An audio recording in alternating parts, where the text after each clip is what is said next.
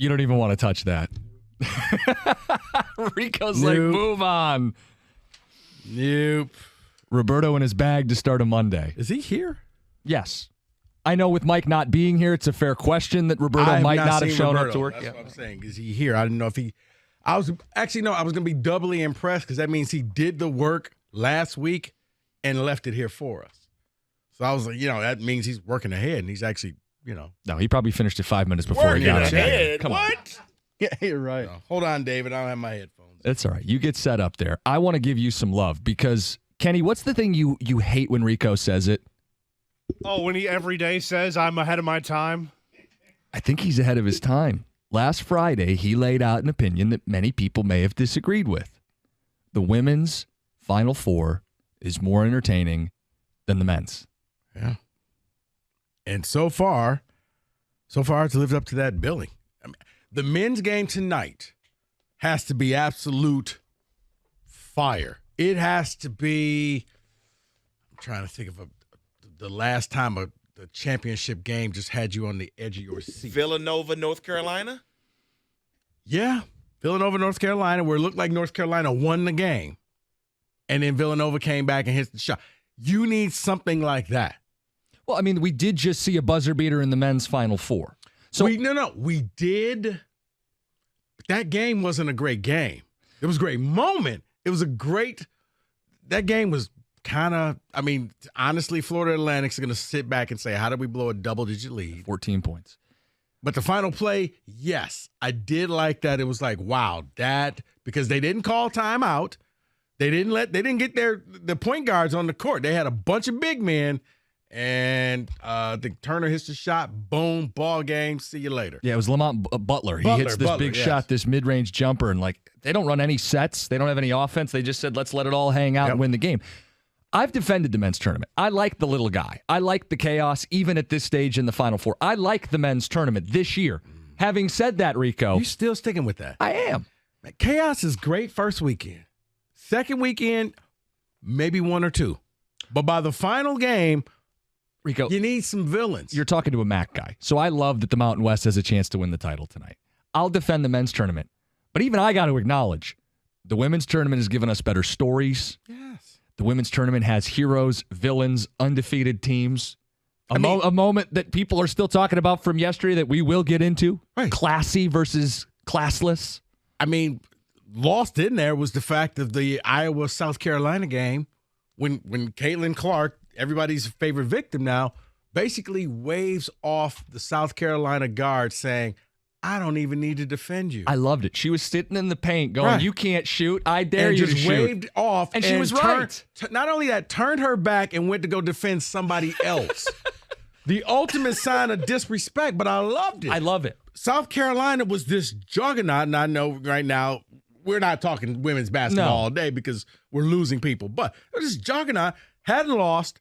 Iowa comes in there and beats them.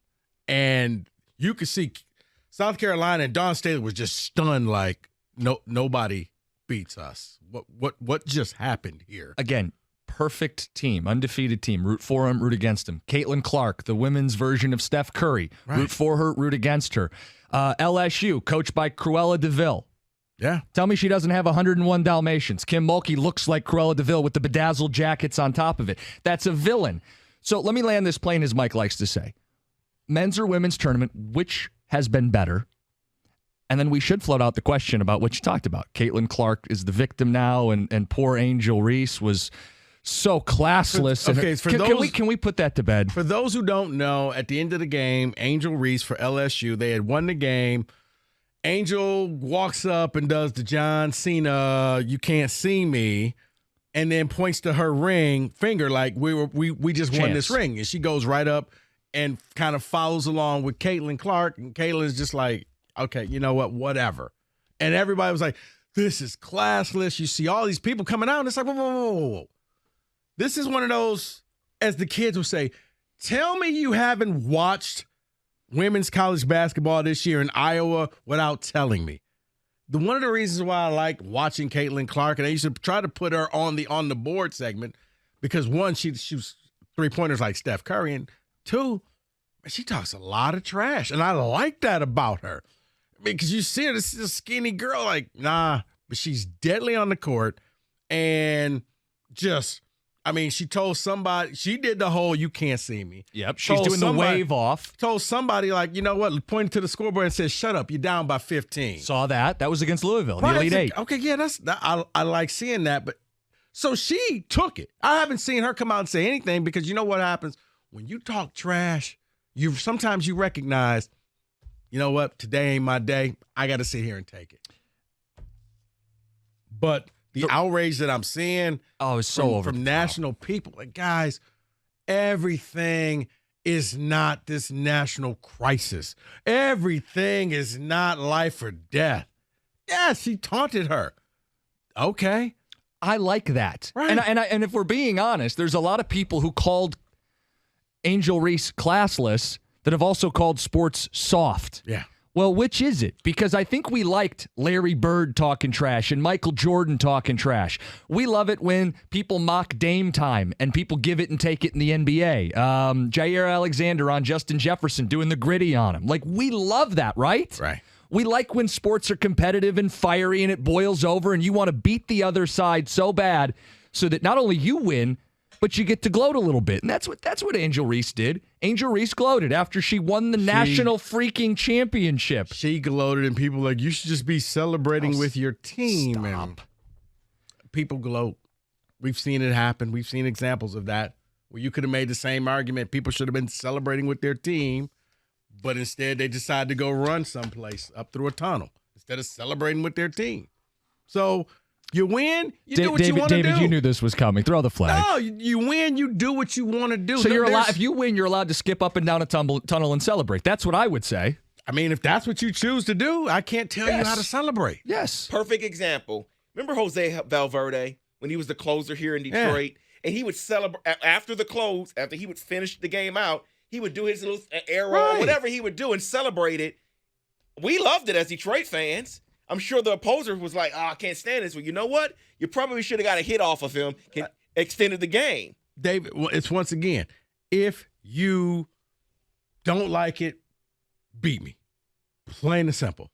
Yeah. And if you don't want me showboating, don't let me do what I got to do. Because if I do, take it. Stop me. The double standard is also what bothered me. I loved Caitlin Clark playing with an edge, as they say. But when somebody else does it, now it's over the top. And Caitlin Clark, All-American girl from Iowa. Oh, my God. She's everything that's great for women's sport. No, you know what was great for women's sport? The fact that we're still talking about it. The fact that we opened the show with this. Yeah. This entire Final Four has advanced women's sport because it was better, because it had the star power. There's no names on the men's side. There's nothing. You're watching it because you're watching it. But if things go the way it's supposed to go, you're probably going to turn off by halftime because UConn will be up by 20 points. And that's the deal here. They would need an epic game tonight to swing it the other way. Rico, you said it Friday. I think you're right. The women's Final Four has been a better watch, more entertaining, better storylines. It's probably going to have better ratings. And probably will have better for everybody ratings. Who was like, no, but, you got to love the fact that the men's tournament has all these 4 teams. And I'm like, no, because you guys are sounding like soccer guy telling me how much I need to love this international sport. And no one does here. It's just how it is. No one cares. San Diego State, Florida Atlantic. You don't see ACC. You don't see Big 10. You don't see Big 12. You don't see Pac-12. You don't see teams that you know. You don't see the stars. You don't see future NBA players. This tournament, to me, I feel like I'm watching one of those conference tournaments right now, where it's cool. I'm wrapped up in it. But when you think to yourself, at the beginning of the year, if I told you San Diego State's going to be playing for the national title, you'd be stunned. In what, baseball? Softball? Got a good swim team or something? Right. Listen, it's a good point. 248-539-9797. What, you thought we were going to lead with the Tigers today after that weekend? You thought we were going to open with the Tigers who scored 3 runs in 3 games? We'll talk about them at some point today, but there's no way they're getting top billing after that disaster. No, please don't do that. That would require a hit, David. Was that 1? Up? 2. Is that a foul ball or 2? The same Foul number. tip. Same number they had Sunday, huh? Okay, men's and women's Final four, which one has stood out more, better watch, more entertaining? And then I do want to know which camp you're in. Classless or competitive? What happened at the end of the women's game with Angel Reese? Classless, as some have said, or competitive, like we've said. It's 97.1.